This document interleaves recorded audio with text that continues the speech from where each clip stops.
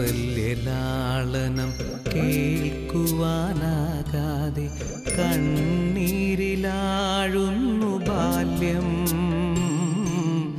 കാമം കുറിക്കുന്ന തെറ്റിൻ്റെ കണ്ണിയായി മണ്ണിലേക്കെത്തുന്നു ബാല്യം, മണ്ണിലേക്കെത്തുന്നു ബാല്യം.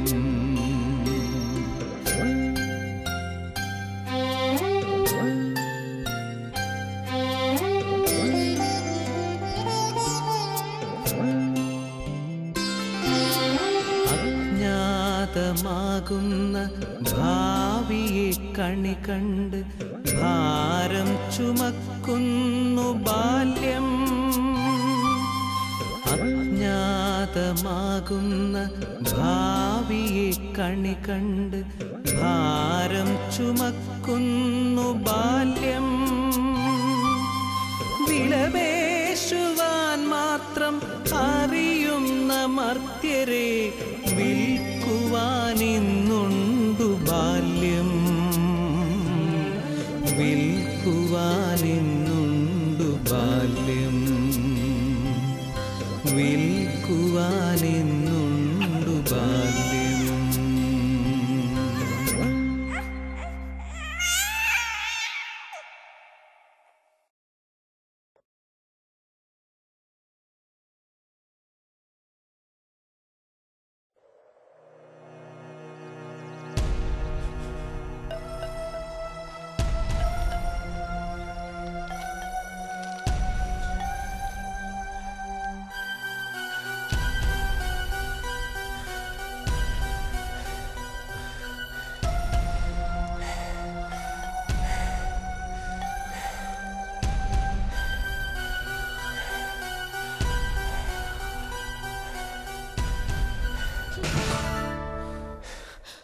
ആരൊക്കെ വരുത്താലും നിനക്ക് ഞാനുണ്ട്.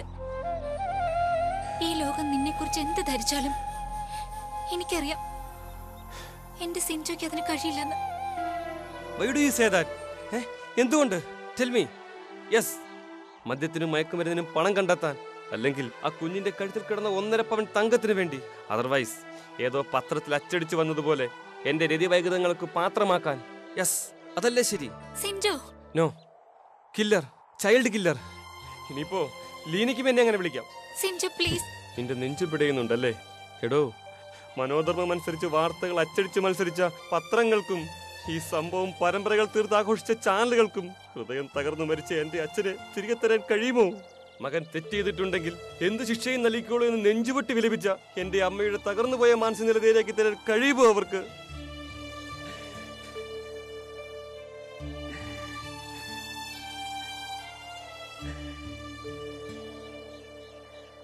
ഒക്കെ സംഭവിച്ചു.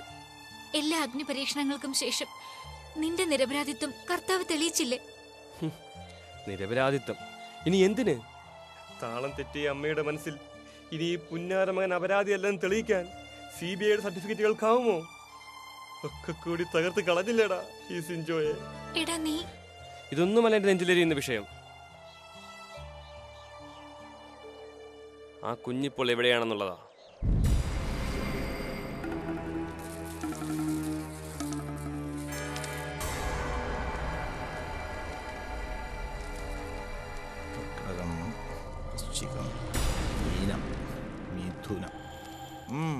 രാഹുർ ദശയിലെ ശനിയുടെ അപഹാരകാലം, ദോഷസമയം തന്നെ. ക്ലേശകരമെന്ന് പറഞ്ഞാൽ തെറ്റില്ല. ആരൂഢാധിപന് ബലവും പോരാത്തതിന് മിഥുനം രാശിയിലെ ദൈവസാന്നിധ്യവും. കുട്ടി ജീവനോടെ ഉണ്ട്. രണ്ടാളും ഭയപ്പെടേണ്ട. സമയം കുറച്ചെടുത്താലും കുട്ടി മടങ്ങി വരുമെന്നാണ് കാണുന്നത്.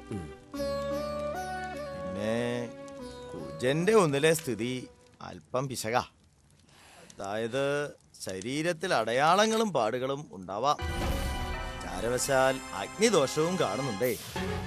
അതായത് തീ കൊണ്ടുള്ള പൊള്ളൽ, മറ്റപകടങ്ങൾ, അങ്ങനെ എന്തെങ്കിലും.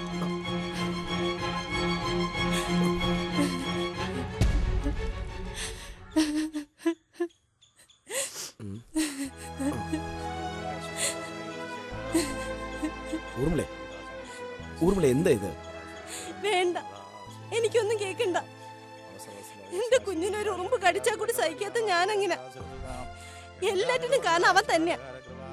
അവന്റെ തല